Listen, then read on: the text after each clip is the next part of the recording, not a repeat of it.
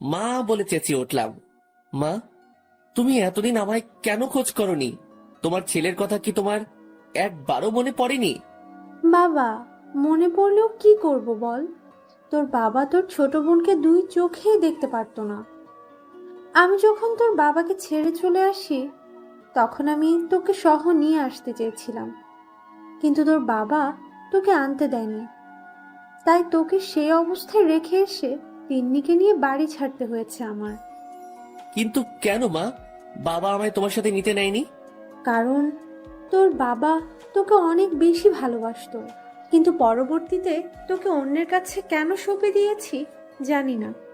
আর ওই মহিলার সাথেও তোর বাবার কি কানেকশন ছিল সেটাও জানি না। মা, যিনি আমার লালন পালন করেছে তিনি আমায় বলেছিলেন আমার বাবাই নাকি আমাকে সৎমার অত্যাচারের কারণে তিনার কাছে দিয়ে গেছেন। আর এটাও বলেছেন আমাকে যেন মানুষের মতন মানুষ বানায়। কিন্তু বাবা, তোকে মানুষ বানাতে গিয়ে একদম এতিম করে দিল মানুষটা। মা, তোমাদের তো পেয়ে গেছি আমি। এখন তো আর এতিম নই আমি। আমার মাকে আমি পেয়ে গেছি, আমার বোনকে আমি পেয়ে গেছি। হুম, খোদার কাছে লক্ষ কোটি শুক্রিয়া তার জন্য যে আমার সন্তান আমার কোলে ফিরে এসেছে। আর তিন্নি, তুই কোথায় রে? এই তো মা, এই রুমে। তাড়াতাড়ি এদিকে আয়। তিন্নি তাড়াতাড়ি তার মায়ের কাছে যায়। দেখি, তুই তো আমার বুকে আয়। তিনি আকাশ আর তিন্নি দুজনকে শক্ত করে বুকের মাঝে জড়িয়ে ধরে। তোরা দুজন আমার লক্ষ্মী সন্তান। মা, সত্যি আজ আমি অনেক বেশি খুশি তোমাদেরকে পেয়ে, বিশেষ করে তিন্নিকে পেয়ে। সে তার ভাইকে প্রোটেক্ট কি করে করতে হয় সেটা সে ভালো করেই জানে। আচ্ছা বাবা, হয়েছে, এবার থাম। আগে শোন আমি কি বলি। হ্যাঁ মা। এতদিন তুই কোথায় থাকতি জানি না, কিন্তু আগামীকাল গিয়ে সেখান থেকে সমস্ত আসবাবপত্র নিয়ে আসবি। আচ্ছা মা। এইভাবেই মা আর ছোট বোনের সাথে সেদিনটা কাটিয়ে দিলাম। পরের দিন সকালবেলায় উঠে জিনিসপত্র আনতে পুরনো বাসায় চলে গেলাম। আজ কলেজে যাব না, এর কারণটা তো জানেনই আপনারা, যে জিনিসপত্র নিয়ে মা বোনের সাথে একত্রে হয়ে যাব। তাই বাসায় এসে জিনিসপত্র গাড়িতে উঠিয়ে রওনা হলাম। ঠিক তখনই মুন্না ফোন দিল। আকাশ, তুই কোথায়? আমি একটু কাজে আছি। কিন্তু কেন বলতো? তুই যেখানে আসিস তাড়াতাড়ি কলেজে আয়, এদিকে অনেক বড় ঝামেলা হয়ে গিয়েছে। কি হয়েছে? এখন বলার পরিস্থিতি নেই, প্লিজ তুই তাড়াতাড়ি কলেজে আয়। আচ্ছা, আসছি। ফোন রেখে দিয়ে তাড়াতাড়ি কলেজের উদ্দেশ্যে রওনা হলাম। গাড়িওয়ালা মামাকে বাসায় গিয়ে জিনিসপত্র নামিয়ে দিয়ে আসতে বললাম। এদিকে আমি কলেজে আসতেই কেমন যেন ছমছমে একটা আভাস পেলাম। কলেজের আরো নিকটে যেতেই দেখতে পেলাম কলেজের ভিতরে অনেক কয়টা পুলিশের গাড়ি।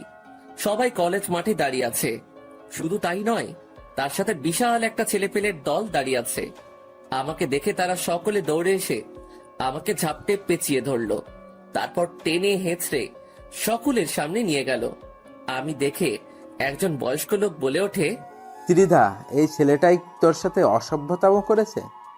এই তোরা মার সকলেই মিলে বেটাকে। লোকটার কথা শুনে বুঝতে পারলাম যে লোকটা ত্রিধার বাবা। তার কথা মতন সবাই আমাকে মারার জন্য এগিয়ে আসলো। এসেই উড়াধুরা মাইর শুরু করলো। মারতে মারতে আমার অবস্থা খারাপ করে দিয়েছে। মাটিতে ফেলে মারতে শুরু করে সবাই আমাকে। একটু পর ত্রিধা এগিয়ে আসে আমার দিকে। কি রে ছোট লোকের বাচ্চা, গতকাল তো অনেক সাহস দেখিয়েছিলি, কিন্তু ভেজা বিড়ালের মতো মার খাচ্ছিস কেন? এখন তোর সেই সাহস কোথায়? আজ তোকে আমার হাত থেকে কেউ বাঁচাতে পারবে না। আশেপাশে ভালো করে তাকিয়ে দেখ, কত মানুষ এসেছে আমার পক্ষ হয়ে। বিশেষ করে পুলিশগুলো আমার সাপোর্টে এসেছে। এবার পালিয়ে যাবি কোথায়? মায়ের খেয়ে শরীরের কন্ডিশন খারাপ, কিন্তু মেয়েটার কথা শুনে বেহায়ের মতন হেসে দিলাম। হাই রে, তুই আমাকে হুমকি দিচ্ছিস? তুই কি এটা জানিস যে আমি ক্ষমতা দেখানো শুরু করলে এখানে পুলিশ পালিশ কেউই থাকবে না, সবাই উল্টো দিশা ধরে পালাবে? শোন, একটাই কথা বলি, খেলোয়াড়দের মন মর্জি সবসময় হয় না, কিন্তু যখন তাদের মন মর্জি হয় তখন তারা একাই পুরো মাঠ খেলে দিয়ে আসে। আর সেখানে তোরা আমায় জোর করে খেলার মাঠে নামিয়ে দিয়েছিস। তাহলে ধরে নে, আজ সবকটার কপালে দুঃখ টেনে এনেছিস তোরা। 1 থেকে 3 পর্যন্ত গণনা করব, তার সাথে সাথেই এখানে কিয়ামত ঘটে যাবে। আমি গণনা করতে শুরু করলাম। 1 থেকে 3 গুনতেই পুরো কলেজের হুলিয়ায় বদলে গেল। যাকে যাকে ছেলে পেলে আসতে শুরু করলো। এত ছেলে পেলে দেখে সবাই হা করে তাকিয়ে আছে তাদের দিকে। কিরে, এত ছেলে পেলে কার পক্ষ হয়ে এসেছে? আমার পক্ষে যারা আসার তারা তো এসে গেছে। তাহলে ধরে নে সেগুলো আমার ছেলে পেলে। আয় ছোট লোক, তোর পক্ষ নিয়ে এত ছেলে পেলে আসবে কেন? আর তুই আমাকে ভয় দেখাচ্ছিস? আরে পাগলি, তোকে ভয় দেখাতে আমার এত মেহনত করার দরকার পড়বে না। তুই আমার পরিচয় পেলে এমনিতেই পায়ে এসে হুমড়ি খেয়ে পড়বি। আর বাকি রইল ছেলে পেলের কথা। তারা তো তোদের কেয়ামত ঘটাতে এসেছে। মানে কি এসবের? মানেটা একটু পরেই বুঝে যাবি বলে এক লাফ দিয়ে উঠে দাঁড়িয়ে গেলাম। ঠিক তখনই ত্রিধার বাবা চেঁচিয়ে বলে উঠল, এই ছেলে, তুই কি আমাদের ভয় দেখাচ্ছিস? তুই কি জানিস না আমি কে? আরে রাখেন, আপনার মতন বহু এসেছে আর গিয়েছে, কিন্তু কেউ টিকতে পারেনি। আর তাছাড়া আপনার মেয়েও তো নাকি রংবাজ গ্যাংয়ের নাম করা নেতা। তাকে গুনার সময় নেই। সেখানে আপনি কে তা দেখে আমার কি আসে যায়? এই বেয়াদব ছেলে, তুই কিন্তু অনেক বাড়াবাড়ি করে ফেলছিস। বেয়াদবির এখনো কিছুই দেখেননি ভালো করে, এবার দেখবেন। এই, তোরা তোদের কাজ শুরু করে দে। আকাশের পক্ষ হয়ে তিদার চেয়ে 3 গুণ বেশি ছেলেপিলে এসেছে। তার স্বাদের সিগন্যাল পাওয়ার সাথে সাথে হকি, রিক স্টিক, চাইনিজ কুড়াল, আবার কেউ মেশিন হাতে নিয়ে খেলার মাঠে নেমে পড়ে। তখনই পুলিশ আকাশের ছেলেপিলেকে বাধা দেয়। আর পুলিশের যে সিনিয়র কর্মকর্তা আছে সে আকাশের কাছে এসে আকাশের কলার ধরে ফেলে। এই ছেলে, কে রে তুই? আর তুই ছেলেপিলের বড়াই কাকে দেখাচ্ছিস? তুই কি জানিস আমি কে? বা তোর সামনে যে মুরব্বী দাঁড়িয়ে আছেন তিনি কে? পুলিশ অফিসারের কাণ্ড দেখে মেজাজটা পুরো চটে গেল। এই অফিসার, কলার থেকে হাত নামা। কি, তুই আমার সাথে বেয়াদবি করছিস? আজ তো তুই শেষ। এবার মেজাজ আরো চটে গেল। ঠিক সেভাবে দাঁড়িয়ে থেকে পা পিছনে নিয়ে গিয়ে পুলিশ অফিসারের তলপেট বরাবর সজোরে এক লাথি মেরে দিলাম। লাথি খেয়ে পুলিশ অফিসার কয়েক হাত দূরে গিয়ে মাটির উপরে ছিটকে পড়ল। দেখি এবার কার ক্ষমতা আছে, এসে সামনে দাঁড়া। দিদার ছেলেপিলে ভয়ে চুপচাপ দাঁড়িয়ে আছে। কারণ আকাশের হয়ে যেই ছেলেপিলেগুলো এসেছে তাদের সব কয়টার হাতে ভয়ঙ্কর ভয়ঙ্কর অস্ত্র। অন্যদিকে পুলিশ অফিসার এখনো তেজ দেখে যাচ্ছে। এই থানাওয়ালারা, আপনারা তাকিয়ে তাকিয়ে কি দেখছেন? হ্যাঁ, বেটাকে ধরে গিয়ে নিয়ে গাড়িতে উঠান। অফিসারের কথা মতন পুলিশগুলো এগিয়ে আসে আকাশকে গ্রেপ্তার করার জন্য। কিন্তু আকাশের ছেলেপিলে এবার পুলিশগুলোকে মারতে শুরু করে। এক ভয়ঙ্কর রক্তযুদ্ধ শুরু হয়ে গেছে মতন অবস্থা কলেজ মাঠে। দ্বিধা, তার বাবা এবং কলেজের সকল ছাত্রছাত্রী আকাশের দিকে হাঁ করে তাকিয়ে আছে। আকাশের ছেলেপিলে পুলিশকে মারতে মারতে সব কয়টার অবস্থা খারাপ করে ফেলেছে। ঠিক তখনই হুড় করে কলেজের গেট দিয়ে অনেক কয়টা গাড়ি প্রবেশ করে। আর্মির মেজর এবং অনেক বড় বড় বড় কর্মকর্তারা এসেছে কলেজে। আর্মির মেজর গাড়ি থেকে নেমেই বলে ওঠে, এই এখানে কি হচ্ছে? কিসের তো হট্টগোল এখানে? আর্মির মেজরের কথা শুনে দ্বিধার বাবা বলে ওঠে, স্যার, এই ছেলেটা আমার মেয়ের সাথে অসভ্যতাম করেছে। শুধু তাই নয়, সে আমাকে ক্ষমতার হ্যাডাম দেখাচ্ছে। এই মিস্টার রফিক সাহেব, আপনার কি মাথা ঠিক নেই? আপনি কি জানেন যে আপনি কাকে কি বলছেন? আমি যদিও আপনার সাপোর্ট এনেছি, কিন্তু এই ছেলেকে আমি ভালোভাবেই চিনি। আপনি এই ছেলেকে মারার জন্য এত দলবল নিয়ে এসেছেন। আপনি কি জানেন এই ছেলে গলা ফাটিয়ে একবার ডাক দিলে ছেলে পেলে ভেঙে চুরে আসবে? মানে কি মেজর সাহেব? মনে হলো আপনাদের সামনে নর্মাল বেশভূষে নিয়ে দাঁড়িয়ে আছে ছেলেটি। সে কোনো সাধারণ ছেলে নয়, সে হলো বাংলাদেশের সবচাইতে মারাত্মক টিম রংবাজ, যাকে সবাই এক নামে চিনে। এই ছেলে সেই রংবাজ গ্রুপের হেড। আপনার মেয়েও এই ছেলের তৈরি করা রংবাজ গ্যাংয়ের পাওয়ার নিয়ে আকাশে ওড়ে। তার এই রংবাজ গ্যাং প্রশাসনের জন্য কাজ করে। যেখানে আমার আইন লঙ্ঘন করেও মানুষ ন্যায় দিতে পারেনি, সেখানে এই রংবাজ গ্যাং আমাদের হয়ে কাজ করে। শুধু তাই নয়, এই রংবাজ গ্যাং আন্ডারওয়ার্ল্ডের অনেক ফেমাস রংবাজ গ্যাং, এবং এই ছেলে আন্ডারওয়ার্ল্ডের নিজের একটা পরিচয় বানিয়ে নিয়ে ফেলেছে, যে অনেক বড় বড় কর্মকর্তারাও এই ছেলের কথায় উঠবোস করে। আর আপনি সেখানে এই ছেলেকে মারার জন্য দলবল নিয়ে এসেছেন। আপনি কি জানেন এই ছেলে যদি একবার সিদ্ধান্ত করে ফেলে যে আপনাদের সব কয়টাকে এখানে মেরে ফেলবে, তাহলে আর বিপক্ষের আওয়াজ তোলার মতো কেউ থাকবে না।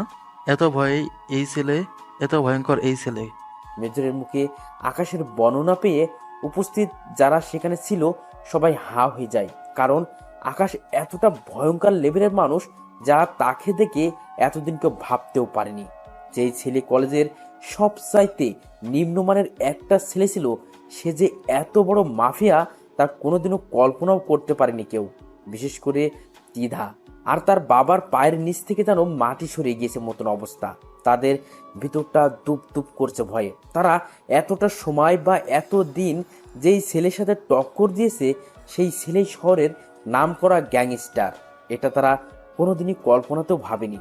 সাথে সাথে দিদার বাবা দৌড়ে এসে আকাশের হাত চেপে ধরে। ভাই, আমাদের ভুল হয়ে গেছে। আমরা আপনার সম্পর্কে না জেনে এমন ব্যবহার করে ফেলেছি। প্লিজ আমাদেরকে মাফ করে দিন। দিদার বাবার কথা শুনে আকাশের আরো রাগ উঠে যায়। সে দিদার বাবার গালে ঠাস করে কয়েকটা থাপ্পড় বসিয়ে দেয়। আকাশের কর্মকাণ্ড দেখে সবাই অনেক ভয় পেয়ে যায়। সবাই চোখ পাকিয়ে আকাশের দিকে তাকিয়ে আছে। তারা যেন নিজের চোখের সামনে কোনো ভয়ঙ্কর হায়নাকে দেখে ফেলেছে। তোর মাফের গুষ্টি মারি। তোরা পাওয়ারের অপব্যবহার কেন করিস জানোয়ারের বাচ্চা? একবার না দুইবার না, তোর মেয়ে অনেক কয়বার আমার উপরে প্রহার করেছে, কিন্তু আমি কোনো প্রতিবাদী করিনি। আর আজ তো পুরো 14 গোষ্ঠী নিয়ে এসেছে। আজ তোদের মাফ নাই, আজ তোদের জন্মের শিক্ষা দিয়ে ছাড়বো আমি। আকাশের হাতে থাপ্পড় খেয়ে তিধার বাবা চুপচাপ সেখানে দাঁড়িয়ে আছে, আর আকাশ তিধার দিকে এগিয়ে যায়। তারপর তার চুলের মুঠি ধরে তিধার গালের মধ্যে কষে অনেক কয়টা থাপ্পড় লাগিয়ে দেয়। কিরে, এখন তোর ক্ষমতা কোথায় রে? দলবল নিয়ে না এসেছিস তুই? দেখি সাহস থাকলে একটা ফুলের টোকা লাগিয়ে দেখা আমার গায়ে। আকাশ, কিন্তু আগামীকাল গিয়ে সেখান থেকে সমস্ত আসবাবপত্র নিয়ে আসবি। আচ্ছা মা। এইভাবেই মা আর ছোট বোনের সাথে সেদিনটা কাটিয়ে দিলাম। পরের দিন সকালবেলায় উঠে জিনিসপত্র আনতে পুরনো বাসায় চলে গেলাম। আজ কলেজে যাব না, এর কারণটা তো জানেনই আপনারা, যে জিনিসপত্র নিয়ে মা বোনের সাথে একত্রে হয়ে যাব। তাই বাসায় এসে জিনিসপত্র গাড়িতে উঠিয়ে রওনা হলাম। ঠিক তখনই মুন্না ফোন দিল। আকাশ, তুই কোথায়? আমি একটু কাজে আছি। কিন্তু কেন বলতো? তুই যেখানে আসিস তাড়াতাড়ি কলেজ যাই, এদিকে অনেক বড় ঝামেলা হয়ে গিয়েছে। কি হয়েছে? এখন বলার পরিস্থিতিতে নেই, প্লিজ তুই তাড়াতাড়ি কলেজ যাই। আচ্ছা আসছি। ফোন রেখে দিয়ে তাড়াতাড়ি কলেজের উদ্দেশ্যে রওনা হলাম।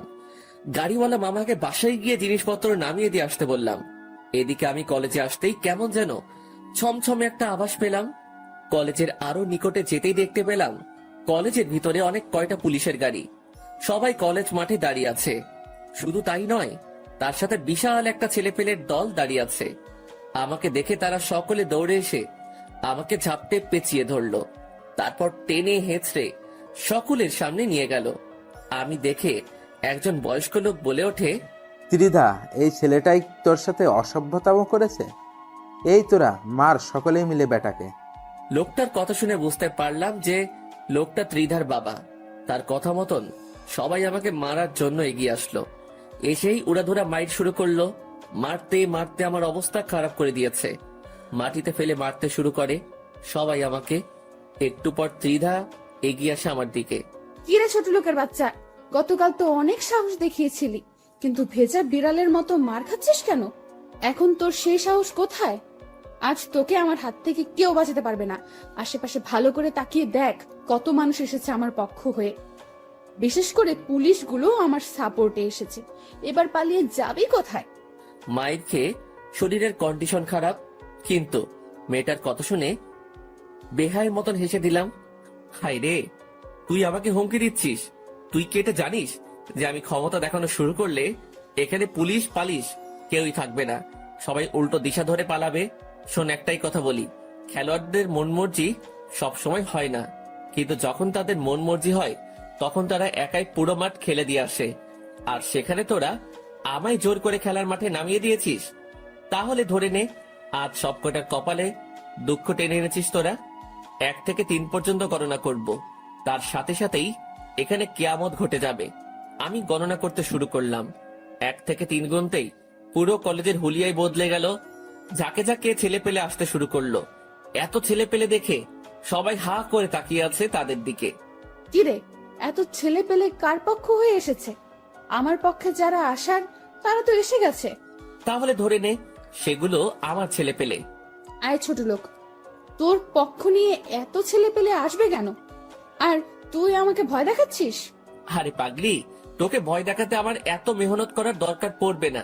তুই আমার পরিচয় পেলে এমনিতেই পায়ে এসে হুমড়ি খেয়ে পড়বি। আর বাকি রইল ছেলে পেলের কথা। তারা তো তোদের কেয়ামত ঘটাতে এসেছে। মানে কি এসবের? মানেটা একটু পরই বুঝে যাবি বলে এক লাফ দিয়ে উঠে দাঁড়িয়ে গেলাম। ঠিক তখনই ত্রিধার বাবা চেঁচিয়ে বলে উঠল, এই ছেলে, তুই কি আমাদের ভয় দেখাচ্ছিস? তুই কি জানিস না আমি কে? আরে রাখেন, আপনার মতন বহু এসেছে আর গিয়েছে, কিন্তু কেউ টিকতে পারেনি। আর তাছাড়া আপনার মেয়েও তো নাকি রংবাজ গ্যাংয়ের নাম করা নেতা। তাকে গুনার সময় নেই। সেখানে আপনি কে তা দেখে আমার কি আসে যায়? এই বেয়াদব ছেলে, তুই কিন্তু অনেক বাড়াবাড়ি করে ফেলছিস। বেয়াদবির এখনো কিছুই দেখেননি ভালো করে, এবার দেখবেন। এই তোরা তোদের কাজ শুরু করে দে। আকাশের পক্ষ হয়ে তিদার সে 3 গুণ বেশি ছেলেপিলে এসেছে। তার স্বাদের সিগন্যাল পাওয়ার সাথে সাথে হকি, রিক স্টিক, চাইনিজ কুড়াল, আবার কেউ মেশিন হাতে নিয়ে খেলার মাঠে নেমে পড়ে। তখনই পুলিশ আকাশের ছেলেপিলেকে বাধা দেয়। আর পুলিশের যে সিনিয়র কর্মকর্তা আছে সে আকাশের কাছে এসে আকাশের কলার ধরে ফেলে। এই ছেলে, কে রে তুই? আর তুই ছেলেপিলের বড়ায় কাকে দেখাচ্ছিস? তুই কি জানিস আমি কে? বা তোর সামনে যে মুরব্বী দাঁড়িয়ে আছেন তিনি কে? পুলিশ অফিসারের কাণ্ড দেখে মেজাজটা পুরো চটে গেল। এই অফিসার, কলার থেকে হাত নামা। কি, তুই আমার সাথে বেয়াদবি করছিস? আজ তো তুই শেষ। এবার মেজাজ আরো চটে গেল। ঠিক সেভাবে দাঁড়িয়ে থেকে পা পিছনে নিয়ে গিয়ে পুলিশ অফিসারের তলপেট বরাবর সজোরে এক লাথি মেরে দিলাম। লাথি খেয়ে পুলিশ অফিসার কয়েক হাত দূরে গিয়ে মাটির উপরে ছিটকে পড়ল। দেখি এবার কার ক্ষমতা আছে, এসে সামনে দাঁড়া। দিদার ছেলেপিলে ভয়ে চুপচাপ দাঁড়িয়ে আছে, কারণ আকাশের হয়ে যেই ছেলেপিলেগুলো এসেছে তাদের সব কয়টার হাতে ভয়ঙ্কর ভয়ঙ্কর অস্ত্র। অন্যদিকে পুলিশ অফিসার এখনো তেজ দেখে যাচ্ছে। এই থানাওয়ালারা, আপনারা তাকিয়ে তাকিয়ে কি দেখছেন? হ্যাঁ, বেটাকে ধরে গিয়ে নিয়ে গাড়িতে উঠান। অফিসারের কথা মতন পুলিশগুলো এগিয়ে আসে আকাশকে গ্রেপ্তার করার জন্য, কিন্তু আকাশের ছেলেপিলে এবার পুলিশগুলোকে মারতে শুরু করে। এক ভয়ঙ্কর রক্তযুদ্ধ শুরু হয়ে গেছে মতন অবস্থা কলেজ মাঠে। দ্বিধা, তার বাবা এবং কলেজের সকল ছাত্রছাত্রী আকাশের দিকে হাঁ করে তাকিয়ে আছে। আকাশের ছেলেপিলে পুলিশকে মারতে মারতে সব কয়টার অবস্থা খারাপ করে ফেলেছে। ঠিক তখনই হুড় করে কলেজের গেট দিয়ে অনেক কয়টা গাড়ি প্রবেশ করে। আর্মির মেজর এবং অনেক বড় বড় বড় কর্মকর্তারা এসেছে কলেজে। আর্মির মেজর গাড়ি থেকে নেমেই বলে ওঠে, এই এখানে কি হচ্ছে? কিসের তো হট্টগোল এখানে? আর্মির মেজরের কথা শুনে তিধার বাবা বলে ওঠে, স্যার, এই ছেলেটা আমার মেয়ের সাথে অসভ্যতাম করেছে। শুধু তাই নয়, সে আমাকে ক্ষমতার হ্যাডাম দেখাচ্ছে। এই মিস্টার রফিক সাহেব, আপনার কি মাথা ঠিক নেই? আপনি কি জানেন যে আপনি কাকে কি বলছেন? আমি যদিও আপনার সাপোর্ট এনেছি, কিন্তু এই ছেলেকে আমি ভালোভাবেই চিনি। আপনি এই ছেলেকে মারার জন্য এত দলবল নিয়ে এসেছেন। আপনি কি জানেন এই ছেলে গলা ফাটিয়ে একবার ডাক দিলে ছেলে পেলে ভেঙে চুরে আসবে? মানে কি মেজর সাহেব? মনে হলো আপনাদের সামনে নর্মাল বেশভূষে নিয়ে দাঁড়িয়ে আছে ছেলেটি। সে কোনো সাধারণ ছেলে নয়। সে হলো বাংলাদেশের সবচাইতে মারাত্মক টিম রংবাজ, যাকে সবাই এক নামে চিনে। এই ছেলে সেই রংবাজ গ্রুপের হেড। আপনার মেয়েও এই ছেলের তৈরি করা রংবাজ গ্যাংয়ের পাওয়ার নিয়ে আকাশে ওড়ে। তার এই রংবাজ গ্যাং প্রশাসনের জন্য কাজ করে। যেখানে আমার আইন লঙ্ঘন করেও মানুষ ন্যায় দিতে পারেনি, সেখানে এই রংবাজ গ্যাং আমাদের হয়ে কাজ করে। শুধু তাই নয়, এই রংবাজ গ্যাং আন্ডারওয়ার্ল্ডের অনেক ফেমাস রংবাজ গ্যাং, এবং এই ছেলে আন্ডারওয়ার্ল্ডের নিজের একটা পরিচয় বানিয়ে নিয়ে ফেলেছে, যে অনেক বড় বড় কর্মকর্তারাও এই ছেলের কথায় উঠবোস করে। আর আপনি সেখানে এই ছেলেকে মারার জন্য দলবল নিয়ে এসেছেন। আপনি কি জানেন এই ছেলে যদি একবার সিদ্ধান্ত করে ফেলে যে আপনাদের সব কয়টাকে এখানে মেরে ফেলবে, তাহলে আর বিপক্ষের আওয়াজ তোলার মতো কেউ থাকবে না। এত ভয়ঙ্কর এই ছেলে। মেজরের মুখে আকাশের বর্ণনা পেয়ে উপস্থিত যারা সেখানে ছিল সবাই হা হয়ে যায়, কারণ আকাশ এতটা ভয়ঙ্কর লেভেলের মানুষ যা তাকে দেখে এতদিন কেউ ভাবতেও পারেনি। যেই ছেলে কলেজের সবচাইতে নিম্নমানের একটা ছেলে ছিল, সে যে এত বড় মাফিয়া তা কোনোদিনও কল্পনাও করতে পারেনি কেউ।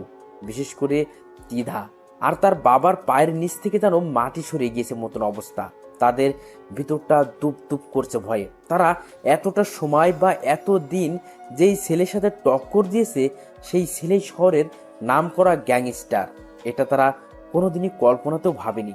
সাথে সাথে দিদার বাবা দৌড়ে এসে আকাশের হাত চেপে ধরে। ভাই, আমাদের ভুল হয়ে গেছে।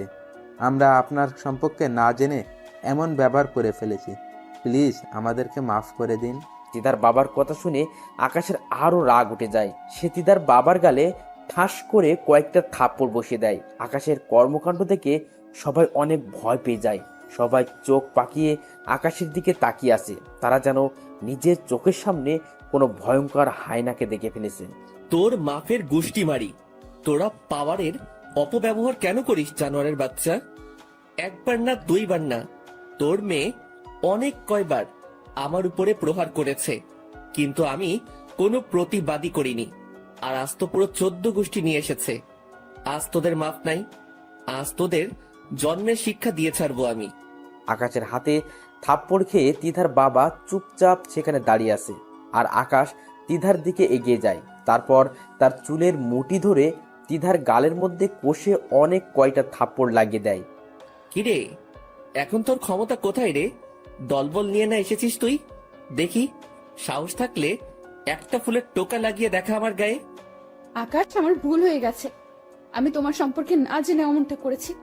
ত্রিধার কথা শুনে রাগের মাত্রা এবার নিজের কন্ট্রোল ছাড়িয়ে গেল। আবার কয়েকটা কুশে লাগিয়ে দিলাম। এই জানোয়ার, সম্পর্ক জানা নিয়ে কি আসে যায় রে? হ্যাঁ, তোরা কি নিজেকে ছাড়া অন্য কাউকে মানুষ মনে করিস না? না বাপের টাকায় ফোটাঙ্গিগিরি করিস দেখে বাকি মানুষদের মানুষ বলে মনে হয় না? কোনটা? আকাশ, তেমন কোনো কিছুই না। তাহলে কি? হ্যাঁ, এত অহংকার কিসের তোদের? আমার যা সম্পত্তি আছে তার সামনে তোর বাবার সম্পত্তি আমার প্রস্রাবের বরাবর। তাহলে কিসের জন্য তোদের এত গরিমা? আকাশ, সত্যিই আমি লজ্জিত। তোর কাছে লজ্জা শরম বলতে কোনো কিছু আছে নাকি রে জানোয়ার? আমার পবিত্র ভালোবাসাটাকে গেম বানিয়ে দিলি। আমার নীরবতাকে তোরা দুর্বল ভেবে নিজের শক্তি প্রয়োগ করলি আমার উপরে। সর্বশেষ এসে বলছিস লজ্জিত? আসলে কি জানিস, তোর মধ্যে মনুষ্যত্ব আর লজ্জার কোনো কিছুই নেই। তোরা মানুষ নামের হিংস্র প্রাণী, যেখানে আমি তোদেরকে চাইলে প্রথম দিনই উপরে পাঠিয়ে দিতে পারতাম, সেখানে তুই এক এক সময় এক এক ভাবে অত্যাচার করেছিস আমার উপরে। কই, আমি তো প্রহার করিনি কখনো তোদের উপরে। কিন্তু হ্যাঁ, এইবার করার কারণ হলো তোরা অনেক ওভার করে ফেলেছিস, তাই তোদের মতন 2 টাকার চাকরকে হিসাব নিকাশ বুঝিয়ে দিলাম। আকাশের কথা শুনে তিধা এবং তার বাবা মাথা নুইয়ে রেখেছে, আর প্রশাসনিক কর্মকর্তা যারা ছিল তারা হা করে তাকিয়ে আছে আকাশের দিকে। আকাশ আজ পুরো ক্ষেপে গিয়েছে। কেউ তার কাছে গিয়ে তাকে শান্ত করার মতন সাহস জোগাতে পারছে না। মেজরের কথার পরে সবাই আকাশকে খুব ভালো করে চিনে ফেলেছে। কলেজ মাঠে এত মানুষ থাকার পরেও জায়গাটা একদম নিশ্চুপ হয়ে গেছে, কারোর মুখে কোনো সাউন্ড নাই। তখনই আকাশ আবার বলে ওঠে, এই বিয়াদব, আমার চোখের সামনে থেকে 1 মিনিটের মধ্যে দূর হবি। অনেক রংবাজি দেখিয়েছিস জীবনে, কিন্তু এটা কখনো ভাবিসনি যে তোর থেকেও দুনিয়াতে অনেক বড় বড় রংবাজরা বেঁচে আছে। তাদের পাল্লায় একবার পড়লে তোর খেলা শেষ হয়ে যাবে। তিধা চুপচাপ সেখানে দাঁড়িয়ে আছে, তার কলিজাটা ভয়ে চুপসে আছে। সে এখন সত্যি উপলব্ধি করতে পারছে যে সে ভুল, না হয়তো তার আজকে এই দুর্দিন দেখতে হতো না। কিরে, তুই এখন আমার চোখের সামনে দাঁড়িয়ে আছিস কোন সাহসে? এবার কিন্তু পা থেকে জুতো খুলে মারতে শুরু করব। আকাশের কথা শুনে তিধা তাড়াতাড়ি সেখান থেকে চলে যায়। তিধার সাথে তার বাবা এবং সকল ছেলেপেলেই চলে যায়। তখন আস্তে আস্তে আর্মির মেজর আকাশের দিকে এগিয়ে আসে। আকাশ ভাই, প্লিজ আর রাগ করিয়েন না। ওরা না জেনে আপনার সাথে এমন বিয়াদবিটা করে ফেলেছে। ওরা যদি আপনার সম্পর্কে জানতো তাহলে হয়তো সেই দুঃসাহস কোনোদিনই করতো না। রাগটা এত পরিমাণে উঠে গেছে যে সহ্য করতে না পেরে চোখ দিয়ে পানি বের হয়ে গেল। মেজর সাহেব তারা যদি আমায় মারতো তাহলে হয়তো আমি কোনোদিন প্রতিবাদও করতাম না, কারণ আমি অতীতকে পিছনে ফেলে এসেছি। কিন্তু সেই মেয়েটা তো আমার মন নিয়ে জঘন্য খেলা খেলেছে, তাই আজকে প্রতিবাদ না করে থাকতে পারলাম না। ভাই, সত্যিই এটা অনেক বড় অন্যায় হয়ে গেছে আপনার উপরে। কিন্তু ভাই, প্লিজ আপনি ঠান্ডা হন। আর কে কোথায় আসেন, একটু পানি নিয়ে আসেন তো আকাশ ভাইয়ের জন্য। মেজরের কথা মতন একজন পানির একটা বোতল এনে মেজরের হাতে দেয়। আকাশ ভাই, নিন, এটা খেয়ে নিন আপনি। আর আমি কথা দিচ্ছি আজকের পর আপনার সকল জিম্মেদারি আমার। আমি নিজে তকদারি করে দেখব কে আপনার সাথে টক্কর দিতে চায়, কার এত বুকের বড় পাটা। মেজর সাহেব ওসব নিয়ে আপনার চিন্তা করতে হবে না, আমি একদম ঠিক আছি। আর আশা করি আজকের পর আমার সাথে টক্কর দেওয়ার মতো দুঃসাহস কেউ আর করবে না। আচ্ছা ভাই, আপনার যেমন ইচ্ছে তেমন করুন। মেজরের সাথে অনেকটা সময় কথা বলে সেখান থেকে চলে আসলাম। আর্মির মেজর চলে গেল, আর আমি আসার সময় মুন্নাকে সাথে করে নিয়ে এসেছি। সে আমার থেকে দূরত্ব বজায় রেখে হাঁটছে। কিরে, কি হয়েছে তোর? এত দূরে দূরে হাঁটছিস কেন? আকাশ, তোর সাথে থেকে তোকে এতদিনও চিনতে পারলাম না। আর তার চাইতে বড় কথা হলো তুই অনেক বড় মাপের একজন মানুষ, তাই তোর থেকে দূরত্ব বজায় রেখেছি। কি, তোরও থাপ্পড় খেতে ইচ্ছে হয়েছে মনে হয়? বন্ধুত্বের মধ্যে বড় ছোট হয় না, সেটা কি তুই জানিস না? হ্যাঁ জানি, কিন্তু তবুও। তবুওর গুষ্টি মারি। নর্মাল ভাবে চলাফেরা কর, না হয় তো তুইও আমার খারাপ রূপ দেখবি। আরে তুই এত রেগে যাচ্ছিস কেন? হ্যাঁ, রাগের কাজ করলে রাগবো না তো কি করব? হ্যাঁ আচ্ছা হয়েছে, থাম এবার। আমি নর্মাল ভাবে চলছি তোর সাথে। হ্যাঁ, এবার ঠিক আছে। আচ্ছা শোন, আজকের মতন বাসায় চললাম। আমার একটু বাসা পরিবর্তন করা নিয়ে ঝামেলায় আছি। ফ্রি হয়ে তোর সাথে যোগাযোগ করবো নে। আচ্ছা ঠিক আছে। মুন্না চলে গেল, আর আমি আমার মতন বাসায় চলে গেলাম। বাসায় গিয়ে দেখি আম্মু আমার আসবাবপত্র গোছগাছ করছে। আম্মু আমাকে দেখতে পেয়ে বলল, যাক বাবা, তুই এসেছিস, ভালো হয়েছে। আচ্ছা শোন, আমি অনেক কিছুই গোছগাছ করেছি, এবার তুই একটু সামলা এই দিকটা, কারণ আমার কাজে যেতে হবে। অফিসে নাকি কিছু হালকা পাতলা কাজ বাকি আছে। কিসের কাজ মা? আরে তুই জানিস না যে আমি একটা ছোটখাটো চাকরি করি, সেখান থেকে ফোন দিয়েছে আর কি। মা, তোমার চাকরি করতে হবে না। এই পাগল, কি বলিস? হ্যাঁ তুই এসব, আমি চাকরি না করলে ঘর সংসার চলবে কি করে, আর ঘরের ভাড়া দিব কি করে? মা, তোমার ছেলে এখনো মরে যায়নি। তুমি আজকে চাকরি থেকে রিজাইন করে আসবে, আর আমি আমাদের জন্য ফ্ল্যাট নিয়ে নিব। তোমার ছেলের অর্থ সম্পদ কম নেই, সো তোমার কষ্ট করতে হবে না। আর সন্তানদের জন্য তুমি খালি বাসায় বসে বসে আল্লাহ বিল্লাহ করবা। আচ্ছা বাবা, ঠিক আছে, তোর যেমন মর্জি। মা, তিন্নি কোথায়? সে তো কলেজে গিয়েছে, আজ নাকি কলেজে কি যেন ফাংশন আছে, বিকাল হবে নাকি আসতে আসতে। আচ্ছা ঠিক আছে, তুমি তোমার কাপড় চোপড় গুছিয়ে ফেলো। তিন্নি আসলে বিকালেই আমরা নতুন ঘরে উঠবো, আর লোকজন এসে সামামাপত্র নিয়ে যাবে। আচ্ছা ঠিক আছে। মায়ের সাথে কথা বলে রুমে চলে গেলাম। বিকেল বেলায় তিন্নি আসলে তাকেও বলে দিলাম সামানাপত্র গোছগাছ করতে, যে আমরা নতুন ফ্ল্যাটে উঠব। তারপর রাতের মধ্যেই নতুন ফ্ল্যাটে উঠে গেলাম। লোকজন সামানাপত্র আমাদের নতুন বাসায় উঠিয়ে দিয়ে গেছে। মাকে বললাম কাল মানুষ আসবে, তিনি খালি দেখিয়ে দিবেন কোন জিনিস কোথায় সাজাতে হবে। লোকজন তিনার মতন করে জিনিস সাজিয়ে দিয়ে যাবে। নতুন বাসায় উঠে সকলেই অনেক টায়ার্ড, কারণ সামানাপত্র প্যাক করতে অনেকটা ধকল গেছে নিজের উপরে। রাতের বেলায় একটা রুম নিয়ে শুয়ে পড়লাম খাবার দাবার খেয়ে। আজ অনেক খুশি আমি যে আমার মা বোনকে নিয়ে আমি স্বপ্নের কুটিরে উঠেছি। শুধু তাই নয়, মা বোনকে নিয়ে নতুন একটা পরিবার হওয়াতে অনেক আনন্দ হচ্ছে ভিতরে। এসব নিয়ে কল্পনা করতে করতে ঘুমিয়ে গেলাম। অন্যদিকে ত্রিধার রাতের ঘুম হারাম হয়ে গিয়েছে। বালিশের সাথে মুখ গুজে কান্না করছে। তার ভিতরটা যেন কষ্টে ফেটে যাচ্ছে। আল্লাহ, কি করলাম আমি মানুষটার সাথে? অমন ধারা আচরণ! যেই মানুষটা এতটা ক্ষমতা থাকা সত্ত্বেও সে অহংকার করেনি, আর আমি কিছুটা ক্ষমতা পেয়ে তার অপব্যবহার করে বসেছি। যেই মানুষটা চাইলেই অনেক আগে আমাকে মেরে মাটির নিচে চাপা দিয়ে দিতে পারতো, আর আমি সেই মানুষটার উপরে জোর খাটিয়েছি। শুধু তাই নয়, মানুষটাকে মেরেছি, তার ভালোবাসা নিয়ে ছিনিমিনি খেলেছি। সত্যি নিজেকে নিজের কাছে অমানুষ বলে মনে হচ্ছে। আমি নিজের মনকে নিজে প্রশ্ন করলাম যে আমি মানুষের কাতারে পড়ি কিনা। আমার মন আমায় তিরস্কার করছে যে আমি মানুষ নামের কলঙ্ক। সেখানে মানুষটাকে নিয়ে আমার মন সাড়া দিচ্ছে যে সেই মানুষটার মতন আর একটা দুনিয়ার বুকে খুঁজে পাওয়া যাবে না। কারণ এত ক্ষমতা থাকা সত্ত্বেও তার অপব্যবহার করেনি, বরং ক্ষমতার বলে নয়, মন দিয়ে ভালোবেসে গিয়েছে সেই মানুষটা আমাকে। আর আমি তার মতন মহান মানুষটাকে নিয়ে এমন জঘন্য খেলা খেলেছি। ছি, নিজের উপরেই ঘৃণা হচ্ছে। দ্বিধা নিজেকে নিজেই তিরস্কার করছে। শুধু তাই নয়, আকাশের ভালোবাসা বুঝতে পেরে অঝরে চোখের জল ঝরাচ্ছে। কিন্তু একটা কথা আছে না, যে মানুষ সামনে পেলে কোনো কিছুর মর্ম দেয় না, দূরে গেলেই তার মর্ম বুঝে। আজ দ্বিধার ক্ষেত্রেও সেটা হয়েছে।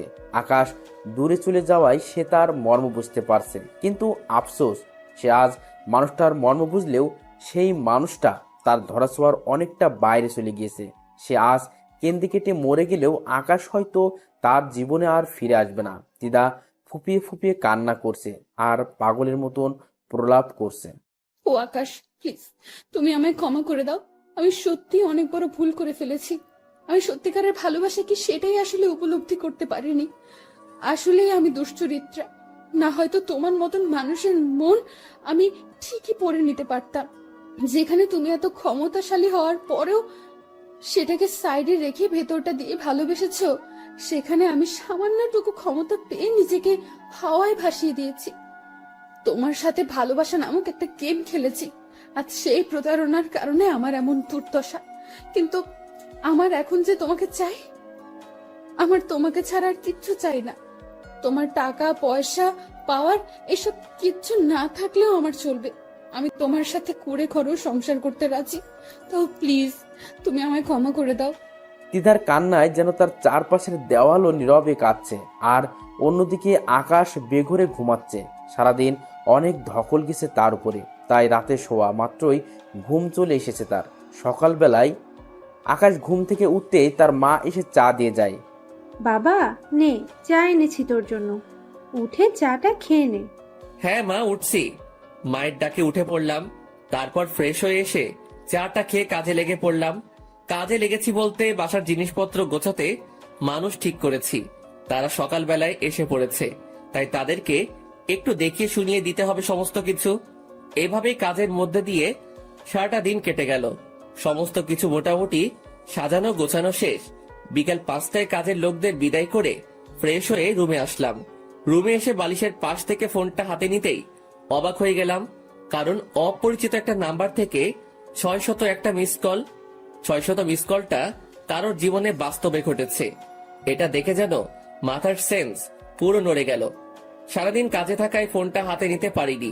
ফোনটা বালিশের পাশে রেখেই নিচে চলে গিয়েছিলাম, কিন্তু এসে যে এতগুলো মিস কল দেখতে পাবো তা কোনোদিনও কল্পনা করতে পারিনি। ফোনটা হাতে নিতেই আবারও ফোনটা বেজে উঠল। ফোনটা রিসিভ করে, হ্যালো, কে বলছেন? অপর পাশ থেকে কান্নার আওয়াজ কানে ভেসে আসলো। এই, কে আপনি? আর কান্না করছেন কেন? আকাশ, আমি ত্রিধা, প্লিজ তুমি ফোনটা কেটে দিও না। তোমার সাথে আমার একটু কথা আছে।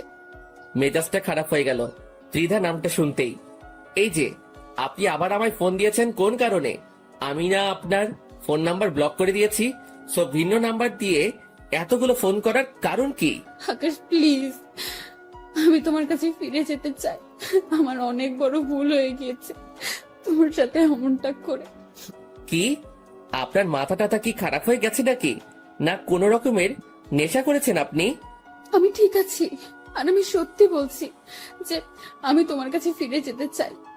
বাহ, আবার নতুন কোনো ফোন দিয়ে এসেছেন আমার জন্য? আপনি না গতকালই আমায় মারার জন্য অনেক কয়জন ছেলে পেলে নিয়ে এসেছেন, কিন্তু আজ কি করে চাকা উল্টে ঘুরে গেল? আকাশ, তোমায় মারতে এসেছি ঠিকই, কিন্তু সত্যি বলতে তোমার সততার প্রেমে পড়ে গিয়েছি আমি। তোমার ভালো মানুষের প্রেমে পড়ে গিয়েছি আমি। যে মানুষটার পাহাড় সমান ক্ষমতা থাকা সত্ত্বেও সে পাহাড়ে হেঁটে হেঁটে সফর করে, আমি সেই মানুষটাকে লাইফ পার্টনার হিসেবে চাই। আকাশ, আই লাভ ইউ। এই যে মিস ত্রিধা, আমি আপনাকে জাস্ট ঘৃণা করি। আপনার মতন প্রো গেমারের মুখও আমি দেখতে চাই না।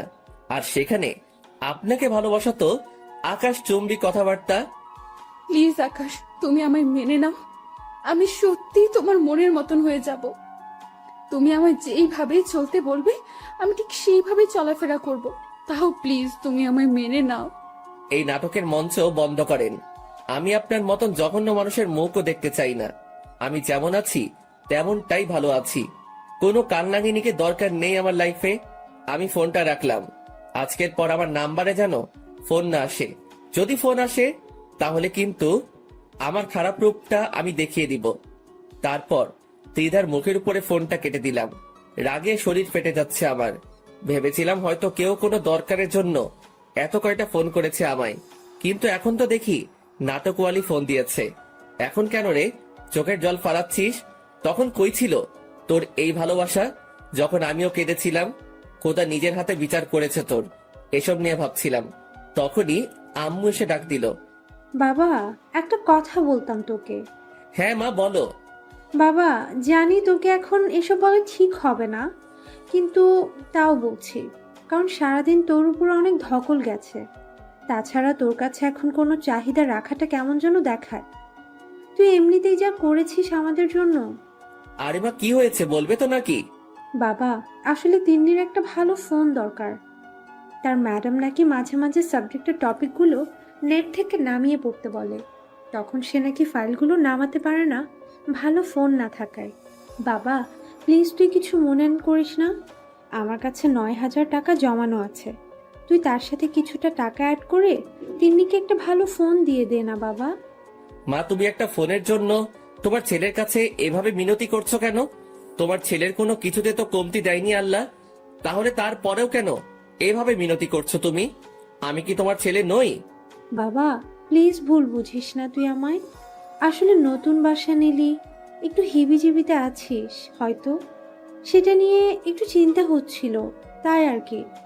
বললাম তো আল্লাহ তোমার ছেলেকে কোনো কিছুতে কমতি দেয়নি। আর তোমার টাকা তোমার কাছেই রাখো, কারণ তোমার ছেলে তার বোনকে একটা ফোন কিনে দেওয়ার ক্ষমতা রাখে। শুধু একটা কেন, 1000টা ফোন কিনে দিলেও তার টাকা পয়সা ফুরাবে না। সো তিন্নিকে বলো রেডি হয়ে থাকতে। আমি একটু পরকে মার্কেটে নিয়ে গিয়ে ফোন কিনে দিব। আচ্ছা বাবা, আর সত্যি তুই আমার জন্য খোদার দেওয়া স্পেশাল একটা গিফট। মুচকি একটা হাসি দিলাম। মা চলে গেল। সত্যি মা বোনের জন্য কিছু করতে পেরে খুশি লাগছে, কারণ সবাই মা বোনের জন্য কিছু করার ক্ষমতা রাখে না। হয়তো রাখলেও পয়সা কড়ির সমস্যা, না হয় সাধ্য মতন করতে পারে না। কিছুক্ষণ পর তিন্নির কাছে গেলাম। তিন্নি, রেডি হয়েছিস তুই? হ্যাঁ ভাইয়া, আমি রেডি। আচ্ছা চল আমার সাথে মার্কেটে। আর তুই ফোন কিনবি সেটা তুই আমাকেই বলতে পারতিস। ভাইয়া, আমার নিজের কাছে অনেক ছোট লাগছিল, তাই আমি সরাসরি গিয়ে তোকে বলতে পারিনি। আরে কিসের ছোট? হ্যাঁ, তুই আমার একমাত্র ছোট বোন। তোর জন্য কিছু করতে পারলে তো নিজেরই খুশি লাগবে। আর সেখানে তুই নিজেকে গুটিয়ে রেখেছিস। আচ্ছা শোন, সামনে থেকে কোনো দরকার হলে আমাকে সবার আগে জানাবি। আচ্ছা ভাইয়া। তিন্নিকে নিয়ে মার্কেটে চলে গেলাম। তিন্নি, দেখ কি ফোন চয়েস হয় তোর। ভাইয়া, তুই চয়েস করে দে আমায় কম দামের মধ্যে একটা। এই মেয়ে, কম দামের মধ্যে চয়েস করবো মানে কি? হ্যাঁ, তুই কি টাকা পয়সা নিয়ে চিন্তা করছিস মনে হয়? না ভাইয়া, আমার ততটা ভালো ফোন লাগবে না। আমার আপাতত কাজ সারার মতো একটা হলেই চলবে। একটা থাপ্পড় লাগাবো তোকে এখন। ভালো দেখে একটা ফোন চয়েস কর। ফোন মানুষ 1000বার কিনে নাকি? একটা ভালো দেখে নিলেই তো হয়। ভাইয়া, তা লাগবে না। তোর না লাগলেও আমার লাগবে। দেখি দাদা, আমি দেখছি তোর জন্য ফোন। তিন্নির জন্য ভালো একটা আইফোন নিলাম, যেটা লেটেস্ট ভার্সন। তিন্নি আমার দিকে হা করে তাকিয়ে আছে। ভাইয়া, সত্যি তুই আসলে দুনিয়ার সবচাইতে সেরা একটা ভাই আমার। হয়েছে, চল এবার রেস্টুরেন্টে যাব। ফোন তো তোকে আমি কিনে দিয়েছি, কিন্তু এবার তুই আমাকে ট্রিট দিবি। আচ্ছা ভাইয়া, চল ট্রিট দেবো তোকে। আমার কাছে 1000 খানেক টাকা আছে। তারপর রেস্টুরেন্টে গিয়ে দুজনে মিলে জমিয়ে খেলাম। তারপর একটা প্যাকেট মায়ের জন্য নিয়ে নিলাম। পরে সোজা বাসার উদ্দেশ্যে রওনা হয়েছি তিন্নিকে নিয়ে। খাবারের পেমেন্ট তিন্নি করেছে। যাক, বোনটা আমার আজকে বেশ খুশি। আমার নিজের কাছেও অনেক আনন্দ হচ্ছে যে আমি নিজের ছোট বোনটার জন্য কিছু একটা করতে পেরেছি। বাসায় এসে তিন্নি মাকে ফোনটা দেখালো। মা, ভাইয়া আমায় 1,00,000 টাকা দিয়ে ফোন কিনে দিয়েছে। তিন্নির মুখে এত টাকার কথা শুনে তার মা হা হয়ে যায়। বাবা, এত টাকা দামের ফোন? মা, একটাই মাত্র বোন আমার চয়েস তার জন্য সব সময় সর্বোচ্চ লেভেলের হবে। তাও বাবা, এত টাকা খরচ না করলেই পারতি। মা বাদ দাও তো, নিজের বোনকেই তো দিয়েছি। আর শোনো, আমরা বাহির থেকে খেয়ে এসেছি, তুমি খাবারটা খেয়ে নাও। আচ্ছা। মা বোনের সাথে দিন ভালোই কাটতে লাগলো। পরের দিন সকালবেলায় ঘুম থেকে উঠে কলেজে চলে গেলাম। কলেজে গিয়ে দেখি মুন্না গেটে দাঁড়িয়ে আছে আমার জন্য। কিরে, কাজ শেষ হলো বাসার? হ্যাঁ, সমস্ত কিছু শেষ মোটামুটি। তবে মুন্না আমার মা বোনের ব্যাপারে এখনো ভালো করে কিছুই জানে না। আচ্ছা চল ক্লাসে যাই। তারপর মুন্না আর আমি ক্লাসে চলে গেলাম। দেখতে দেখতে সবকটা ক্লাস শেষ হয়ে গেল। পরে মুন্নার সাথে ক্লাস থেকে বের হয়ে গেলাম। ক্লাস থেকে বের হতেই দেখি ত্রিধা ক্লাসের সামনে দাঁড়িয়ে আছে। সে আমাকে দেখতে পেয়ে আমার কাছে এসে কলার ধরে টানতে টানতে কলেজের একপাশে নিয়ে গেল। আকাশ, আমার তোমাকে চাই। কিন্তু আমার তো আপনাকে চাই না। সো শুধু আমার পিছনে পড়ে থাকিয়েন না, না হয়তো আমি খারাপ রূপ নিতে 2 মিনিটও সময় নিব না। পরে কিন্তু আপনারই ক্ষতি হবে। তোমার কোনো ক্ষতি করতে হবে না, আমিই আজ নিজেকে শেষ করার প্ল্যান নিয়ে এসেছি। দ্বিধা ব্যাগ থেকে ছুরি বের করে হাতের রগের উপরে চেপে ধরে। এবার বলো, তুমি কি আমায় আপন করে নেবে, নাকি আমি হাতের মধ্যে পোস্ট বসিয়ে দিব? ত্রিধার কাণ্ড দেখে মেজাজ ডাঙ্গায় উঠে গেল। এই মেয়ে, তুই মরলেও কি বাঁচলেও কি, তোর সাথে আমার কোনো সম্পর্ক নেই। সো তোর যা মন চাই কর, শুধু হাতে কেন, ছুরিটা গলায় বসিয়ে পোস্ট দিলেও আমার কিছু আসবে যাবে না। তোর যা করার তুই কর, আমি চললাম। আকাশ তার মতন হাঁটা দিলেও তিধাকে রেখে অপরদিকে তিধা ছুরি চালিয়ে দিয়েছে। তবে সেটা তার হাতে নয়। সে পিছন থেকে গিয়ে আকাশের শরীরে ছুরি দিয়ে আঘাত করে বসে। সাথে সাথে আকাশের শরীর ক্ষত হয়ে যায় আর সেখান থেকে চিচ্চির করে রক্ত পড়তে শুরু করে। তিধার এমন কর্মকাণ্ড দেখে আকাশ হা করে তাকিয়ে আছে তিধার দিকে। আর তিধা অট্টহাসি হাসছে আকাশের দিকে তাকিয়ে। আকাশ যেন এই হাসির পিছনে রহস্য খুঁজে পাচ্ছে না। কি আছে এই হাসির পিছনে, নাকি এটা তিধার কোনো নতুন চাল, কিছুই বুঝে উঠতে পারছে না সে। এরই মধ্যেই তিধা আরেকটা ভয়ঙ্কর রকমের কাণ্ড ঘটিয়ে বসে। সে এবার নিজের হাতের রগের মধ্যে ছুরি চালিয়ে দেয়। অবাক চোখে তাকিয়ে আছি ত্রিধার দিকে। কি ঘটছে কিছু যেন বুঝে উঠতে পারছি না। সবকিছুই যেন মাথার উপর দিয়ে যাচ্ছে। দুজনের হাত দিয়েই চুইয়ে চুইয়ে রক্ত পড়ছে। কি অবাক চোখে তাকিয়ে আছো কেন? আমি তো মরে গেলেও তোমার কিছু না, তাই হাতের রক কেটে দিয়েছি নিজে।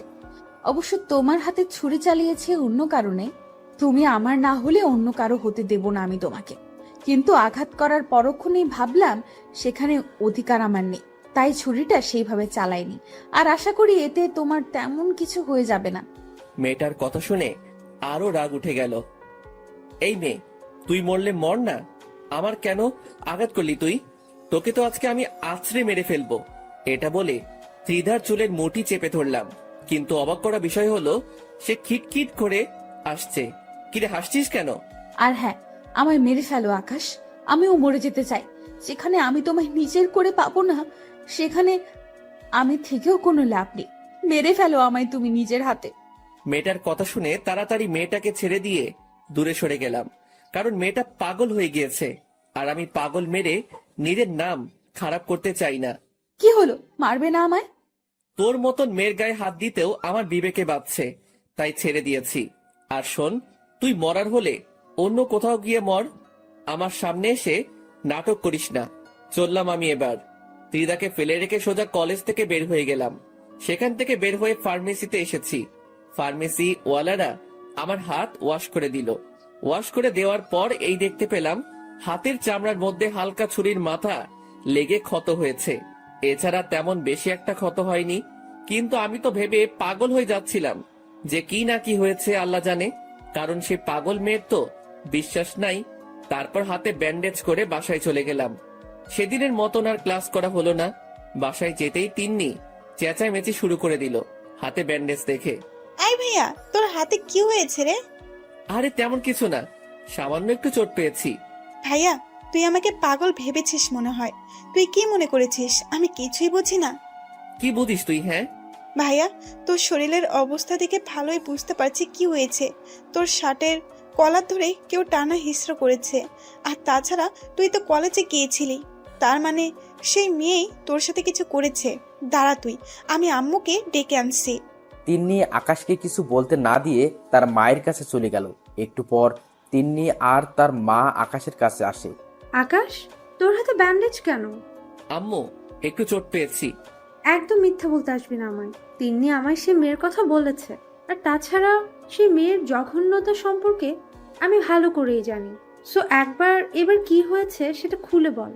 মা, আসলে সেই মেয়েটা আবার ঝামেলা পাকিয়েছে। আমি কলেজে গেলে সে আমায় সাইডে নিয়ে গিয়ে পাগলামো শুরু করেছে। সে নাকি আমায় ভালোবাসে, সে আমার কাছে আবার ফিরে আসতে চাই। শুধু তাই নয়, আগের সমস্ত কিছুর জন্য সে ক্ষমা চাই। কিন্তু আমি তাকে মেনে না নেওয়ায় সে আমার হাতে ছুরি চালিয়ে দেয় এবং নিজের হাতেও সে ছুরি দিয়ে আঘাত করে।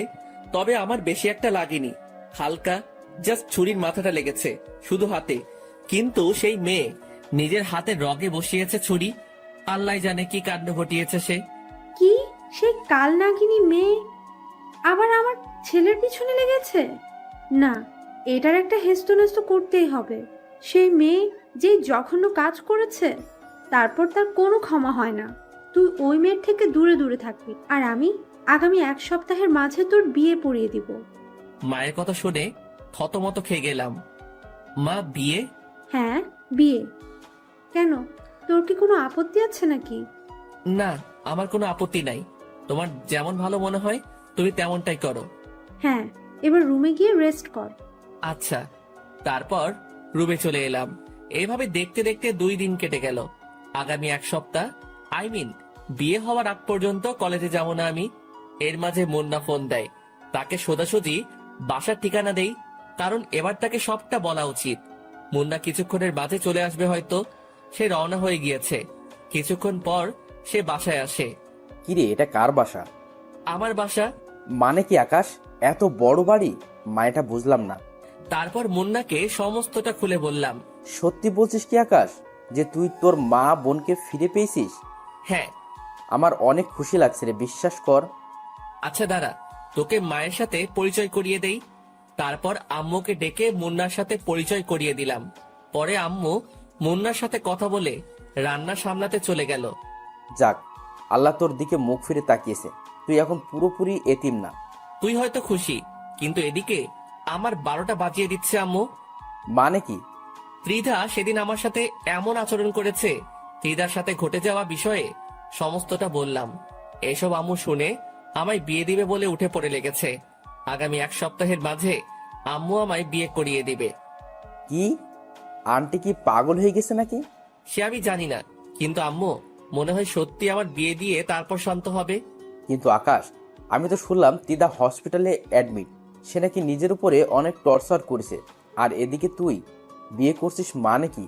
মরে হলেও যাক, সে মরে গেলে আমার কিচ্ছু আসবে যাবে না, কারণ সে একটা গেমার। সে ভালোবাসা নামক ভয়ঙ্কর একটা গেম খেলেছে আমার সাথে, যার কারণে তার উপর থেকে সমস্ত ভালোবাসা মরে গিয়েছে আমার। সো আমি ইচ্ছাই বলতে পারিস, অনিচ্ছাই বলতে পারিস, আম্মুর ঠিক করা মেয়েকে আমি বিয়ে করে ফেলবো। ঠিক আছে, যেমনটা ভালো মনে করিস তুই। আচ্ছা বাদ দে এখন ওসব কথা। বল, কি রকম যাচ্ছে তোর দিনকাল? এই তো চলছে তোর। হ্যাঁ, আমারও কোন রকম চলছে। সেদিন অনেকটা সময় মুন্না আর আমি আড্ডা দিলাম। মুন্নাও সেদিন কলেজে যায়নি। আমার বাসা থেকে দুপুরের খাবার খেয়ে সে চলে যায়। পরের দিন আম্মু এসে বলে, আকাশ, আমি মেয়ে দেখে এসেছি। এই নে মেয়ের ঠিকানা।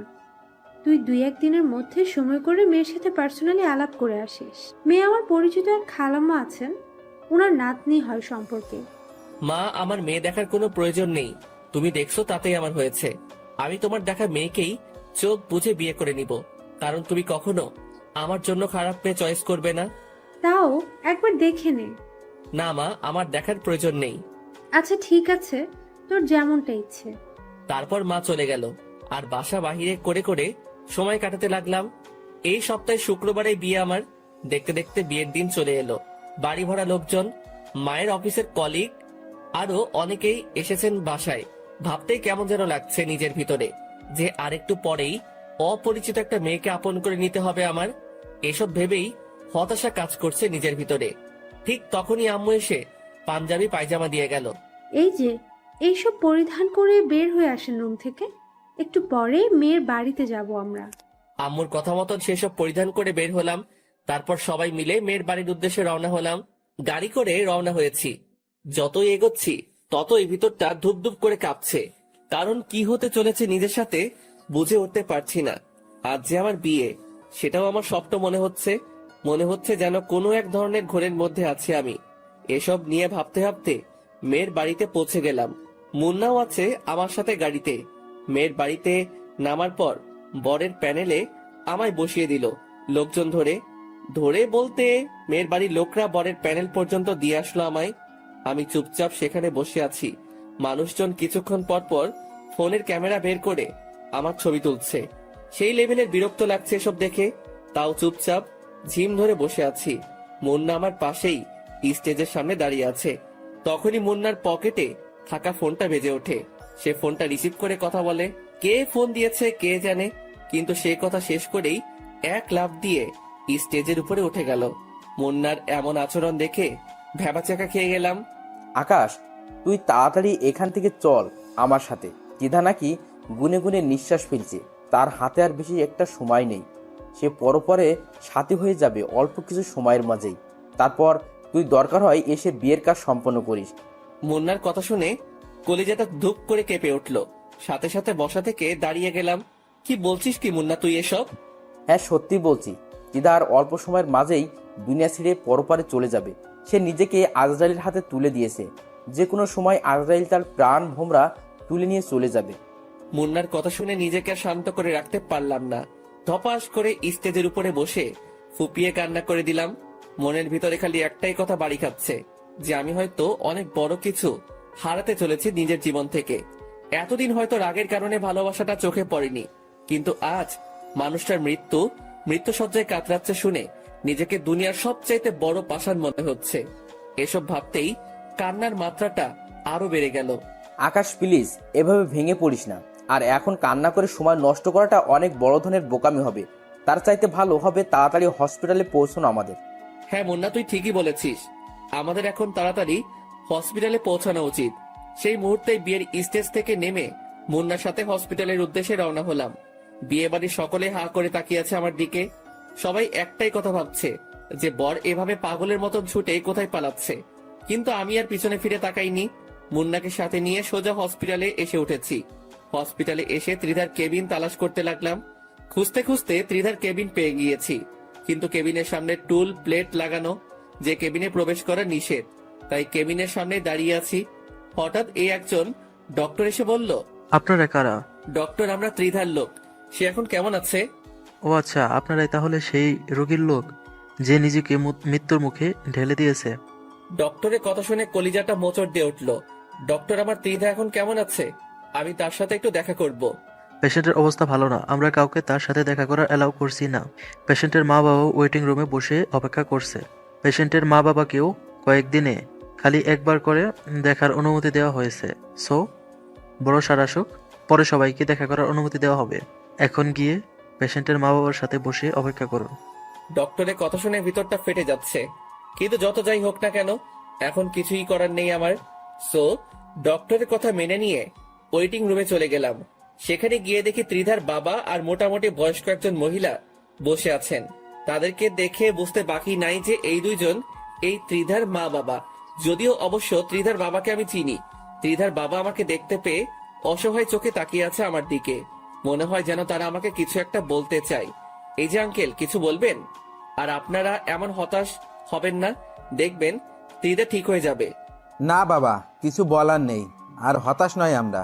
তবে হ্যাঁ, হতাশার থেকে বড় কিছু বিরাজ করছে আমাদের মনের মাঝে। তারপর ত্রিধার বাবা মাথা নুইয়ে ফেলে। ত্রিধার বাবার কথা শুনে অনেক খারাপ লাগছে। তিনি আমার সামনে মাথা নুইয়ে রেখেছে। আজ ত্রিধার এই দুর্দশার কারণে তিনি অল্প হলেও দায়ী। কারণ তিনি ত্রিধাকে শাসনে রাখলে আজ ত্রিধা এমনটা করতে পারতো না। ত্রিধার বাবাকে আর কিছু না বলে চুপচাপ দাঁড়িয়ে আছি। কিন্তু হঠাৎই দেখি আম্মু, তিন্নি আরো অনেক কয়জন লোক হসপিটালে। সাথে বধূ সাজে একটা মেয়েও আছে। দেখে বুঝে গেলাম এই মেয়ের সাথে আমার বিয়ে হওয়ার কথা ছিল। আম্মু এসে সোজা আমার সামনে দাঁড়ালো। আকাশ, ত্রিধার কি অবস্থা এখন? মা, তুমি কি করে জানলে ত্রিধার কথা? জেনেছি কোনোভাবে, কিন্তু এখন এটা বল যে ত্রিধা কেমন আছে। মা, কিছুই জানি না আমি। ডক্টর আমাকে আমার ত্রিধার সাথে দেখা করতে দেয়নি, বলেছে বড় স্যার আসলে তারপর দেখা করতে দিবে, তাই অপেক্ষা করছি। মায়ের সাথে কথা বলছি আর সাইলেন্টে কান্না করছি। যদি ভালোই বাসতি মেয়েটাকে, তাহলে বিয়েতে কেন রাজি হলি? দেখলি এখন কেমন কষ্ট হচ্ছে তোর। মা, আমার ত্রিধাকে চাই, সেটা যে করেই হোক। তাহলে ওই যে মেয়েটাকে দেখছিস বধূর সাথে দাঁড়িয়ে আছে, তার কি হবে? সে তো তোর সাথে সংসার করার স্বপ্ন দেখে ফেলেছে। মা, আমি জানি না কিছু, আমার শুধু ত্রিধাকে চাই। মায়ের সাথে কথা বলছিলাম, ঠিক তখনই ডাক্তার একজন এসে বলে গেল, পেশেন্টের অবস্থা ভালো না, আপনারা যে যে দেখা করার তাড়াতাড়ি গিয়ে দেখে আসুন। বড় স্যার দেখা করার পারমিশন দিয়েছে। ডাক্তারের কথা শুনে তাড়াতাড়ি ত্রিধার কেবিনের দিকে ছুটে গেলাম। কেবিনের ভিতরে প্রবেশ করে দেখি ত্রিধা বেডে শুয়ে আছে, আর তার মুখে মাস্ক লাগানো, আর পাশে আরেকজন ডক্টর দাঁড়িয়ে আছে। ডক্টর, আমার ত্রিধার কি হয়েছে? আকাশের কথা শুনে ডক্টর ত্রিধার হাত উঁচু করে সকলের সম্মুখে ধরে। কিছু দেখতে পাচ্ছেন না আপনারা? ত্রিধার হাতের অবস্থা দেখে পায়ের নিচ থেকে যেন মাটি সরে গিয়েছে মতন অবস্থা আমার। কারণ ত্রিধার হাত আর হাত নেই, সে হাতে ছুরির আঘাত করে পুরো হাত ক্ষত বিক্ষত করে ফেলেছে। দেখুন হাতের অবস্থা একবার। পেশেন্টের নিজের হাতে এত পরিমাণ ছুরির আঘাত করেছে যে তার হাতের সমস্ত রগ সেই আঘাতে কেটে গিয়েছে, আর অতিমাত্রায় রক্তক্ষরণ হয়ে পেশেন্টের, শুধু তাই নয়, পেশেন্টের শরীরের আরো কয়েকটা জায়গায় ছুরির আঘাত করেছে, যার ফলে তার কন্ডিশন এখন আরেকটা ভয়াবহ। আমরা আমাদের যথাসাধ্য চেষ্টা করছি, কিন্তু তার কন্ডিশনটা বিবর্ষ যে তাকে বাঁচানো আমাদের ক্ষমতার বাহিরে। সো মাফ করেন আমাদের। আর পেশেন্টের জ্ঞান ফিরেছে, আপনারা সবাই শেষ দেখা করে ফেলেন পেশেন্টের সাথে। ডক্টরের কথা শুনে আম্মুকে শক্ত করে জড়িয়ে ধরে সকলের সামনে কান্না শুরু করে দিলাম। মা, আমার ত্রিধাকে চাই। বাবা প্লিজ কান্না করিস না, সব ঠিক হয়ে যাবে বাবা। মা, আমার ত্রিধাকে চাই, তোমরা ওকে ঠিক করে দাও। মাকে জড়িয়ে ধরে কান্না করছি, ঠিক তখনই ত্রিধা আকাশ বলে ডাক দেয়। বাবা দেখ, ত্রিধা তোকে ডাকছে। তাড়াতাড়ি আম্মুকে ছেড়ে দিয়ে ত্রিধার কাছে গেলাম। ত্রিধা, কেমন আছো তুমি? যেমনটা রেখে গিয়েছিলে। কেন করলে ত্রিধা তুমি এমনটা? আর তোমার শরীরে এত কয়টা ক্ষত আসলো কি করে? কারণ আমি যে দুনিয়ার সবচাইতে নিকৃষ্ট মানুষ। কারণ আমি তোমার সাথে ভালোবাসা নামক একটা গেম খেলেছি। আমি জানি আমার ভুলের কোনো ক্ষমা হয় না, কিন্তু তবুও তোমার দুয়ারে গিয়েছিলাম শেষ একটা আশা নিয়ে যে তুমি আমায় মাফ করে দেবে। কিন্তু আমি জানতাম না যে আমার কপালে মাফ নেই। আমি যখন নিজের শরীরে ছুরি দিয়ে আঘাত করি, তখন তুমি বললে আমি মরলে মরে যেতে, কিন্তু তোমায় কেন আঘাত করলাম? পরে তুমি আমায় রাগ দেখিয়ে সেখান থেকে চলে এলে। বিশ্বাস করো, সেই সময়টাতে নিজেকে দুনিয়ার সবচেয়ে নিকৃষ্ট মানুষ বলে মনে হচ্ছিল, তাই নিজেকে সামলে রাখতে পারিনি। ইচ্ছে মতো নিজের হাতে সেই ছুরিটা দিয়ে নিজের শরীরে আঘাত করেছি। আজ তার ফলস্বরূপ হসপিটালের বেডের উপরে শুয়ে মৃত্যুর সাথে পাঞ্জা লড়ছি। ত্রিধার কথা শুনে নিজেকে বিশাল রকমের পাষাণ মনে হচ্ছে। ত্রিধা, কেন তুই নিজের শরীরে এইভাবে আঘাত করলি বলতো? আমি এখন কাকে নিয়ে থাকবো? আমি যে তোর ভালোবাসায় আবারও নিজেকে জড়াতে চাই। আকাশ, অনেক দেরি হয়ে গিয়েছে, আমার হাতে আর বেশি সময় নেই। ত্রিধা প্লিজ, এসব অলক্ষণে কথা বলো না। আমি সত্যিই বলছি আকাশ, আমার হাতে আর বেশি একটা সময় নেই। আর এই যে মেয়ে, এদিকে আসো। পাশেই আকাশের সাথে যে মেয়েটার বিয়ে ঠিক করে তার মা, সে দাঁড়িয়ে আছে।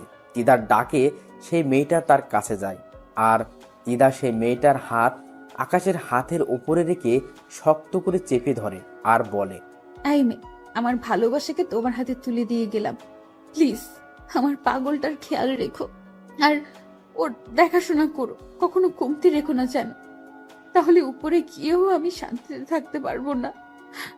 আকাশ, মেয়েটাকে জীবনের সবটুকু দিয়ে ভালোবেসো। মনে রেখো, এই মেয়ের মাঝেই আমি জীবিত আছি। তোমার ত্রিধা মরেও মরেনি, সে তোমার সঙ্গিনীর মাঝে অমর হয়ে থাকবে চিরকাল। বলো, ওর দেখাশোনা করবে ভালো মতন, কখনো কমতি রাখবে না ওকে ভালোবাসায়। ত্রিধার কথা শুনে শরীরের সমস্ত রক্ত যেন এক জায়গায় এসে জটলা পেকে গেছে। এক ঝাটকা দিয়ে ত্রিধার থেকে নিজের হাত ছাড়িয়ে নিয়ে সজোরে চেঁচিয়ে কান্না করে দিলাম। তারপর ত্রিধাকে জড়িয়ে ধরে পাগলের মতন বলতে লাগলাম, ত্রিধা প্লিজ আমায় একা করে দিও না, আমার তোমাকে চাই। আকাশ, তুমি কি রাখবে না আমার কথা? আমি মরার আগে আমার শেষ ইচ্ছেটাকে তুমি পূরণ করবে না? ও ত্রিধা প্লিজ এভাবে বলো না। তাহলে বলো, আমার বলা কথাগুলো তুমি রাখবে?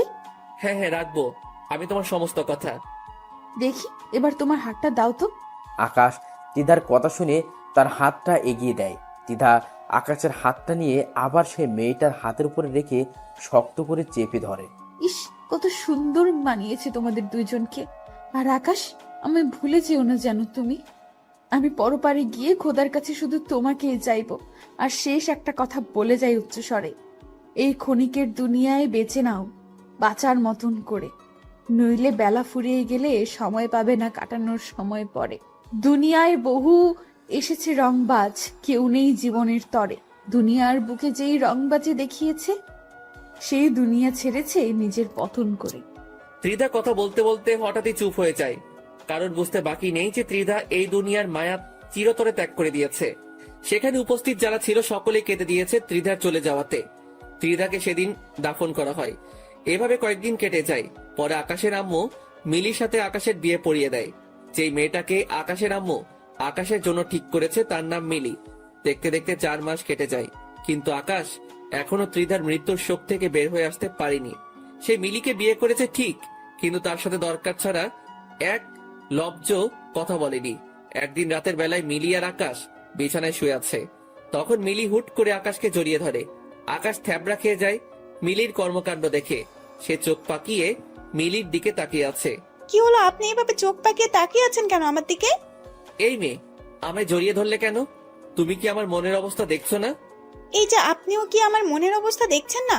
না আপনার মাঝে কোনো অনুভূতি নেই? না নেই আমার ভিতরে কোনো অনুভূতি, কারণ সব অনুভূতি ত্রিধার মৃত্যুর সাথে সাথে দাফন হয়ে গিয়েছে। আর এখন ছাড়ো তুমি আমায়। না আমি ছাড়বো না, কারণ আজ অনেক দিন হলো আমাদের বিয়ে হয়েছে, কিন্তু আপনি সেই একা একাই থাকেন, আমায় এড়িয়ে চলেন। আমি কিন্তু ত্রিধা আপুকে বিচার দেবো আপনার নামে। এই মেয়ে, কি সব বলছো তুমি? হ্যাঁ হ্যাঁ সত্যি বলছি আমি। আপনি এখন আমায় জড়িয়ে ধরে আদর করবেন, না হয়তো ত্রিধা আপুকে বিচার দেবো আমি। এই না না, আমি তোমায় জড়িয়ে ধরছি। শুধু জড়িয়ে ধরলেই হবে না, আমাকে আদরও করতে হবে, কারণ ত্রিধা আপু বলে গেছে সে আমার মাঝে জীবিত থাকবে। আর আজকে আমি না, ত্রিধা আপুর আদর চাই। মিলির মুখে ত্রিধার কথা শুনে ভিতরটা খুশিতে ভরে উঠল। আচ্ছা মিলি, তোমার যা চাই আমি তাই দিব, কিন্তু একটা শর্তে। কি সত্য? তুমি কি আমার ত্রিধা হবে? তাহলে আমার দুনিয়ার সমস্ত সুখ আমি তোমায় বিলিয়ে দিব। হ্যাঁ হব তো, আপনি যেমন চাইবেন আমি ঠিক তেমনই হব, একদম আপনার মনের মতন। মেয়েটার কথা শুনে নিজেকে আর কন্ট্রোল করে রাখতে পারলাম না। আজ 4 মাস মেয়েটাকে ইগনোর করে চলেছি, কিন্তু সে এখন আমার ত্রিধা হয়ে আমার সাথে সারা জীবন থাকবে। তাই আর দূরে রাখতে পারলাম না মেয়েটাকে। শক্ত করে নিজের বাহুডোরে আবদ্ধ করে নিয়েছি মিলিকে। সরি, মিলি নয়, সে তো এখন থেকে আমার ত্রিধা। তাকে জড়িয়ে ধরে তার কপালে গালে অনেক কয়েকটা চুমু এঁকে দিলাম। সে আমার ঠোঁটের উষ্ণতা পেয়ে আরো শক্ত করে আমার বুকের মধ্যে গুজে বসলো। মেয়েটার বাচ্চামো দেখে ভিতরে খুশির জোয়ার বইছে। এবার আর নিজেকে গুটিয়ে রাখতে পারলাম না। মেয়েটার ঠোঁটের কাছে এগিয়ে গিয়ে ডুবিয়ে দিলাম নিজের ঠোঁট জোড়াকে। আজ আমি আমার ত্রিধাকে আদর করব, একদম নিজের সবটুকু দিয়ে তাকে আমি আপন করে নিব। মেয়েটাও দেখি খুশিতে আত্মহারা হয়ে গিয়েছে আমার আচরণে। কিন্তু হুট করেই মিলি আমার ঠোঁটে কামড় দিয়ে বসলো। এই, এটা কি করলে তুমি? আমি করিনি, এটা ত্রিধা আপু করেছে। কি? হ্যাঁ, ত্রিধা আপু কামড়েছে। বাপরে বাপ, কত বড় রংবাজ হলে নিজে কামড়ে ত্রিধাকে ফাঁসিয়ে দিতে পারে। এ তো দেখি রংবাজের উপরে রংবাজ। আজ তো তোমায় পেয়েছি বলে আমিও মিলির ঠোঁটে আলতো করে একটা কামড় বসিয়ে দিলাম। আর মিলি নিজের 2 হাত দিয়ে আমার বুকের মধ্যে খামচি দিয়ে ধরলো। ত্রিধার আচরণে বুঝতে পারলাম তার আরো ভালোবাসা চাই। এইটুকুতে তার মন ভরবে না, কি আর করা, আদরের মাত্রাটা আরো বাড়িয়ে দিলাম। পাঠক ভাইরা হা করে কি দেখেন? বাকি সমস্ত কিছু কি আপনাদের সামনে খুলে বলবো নাকি? লজ্জা শরম বলতে কি কোনো কিছু নাই নাকি? ভাগেন সবাই।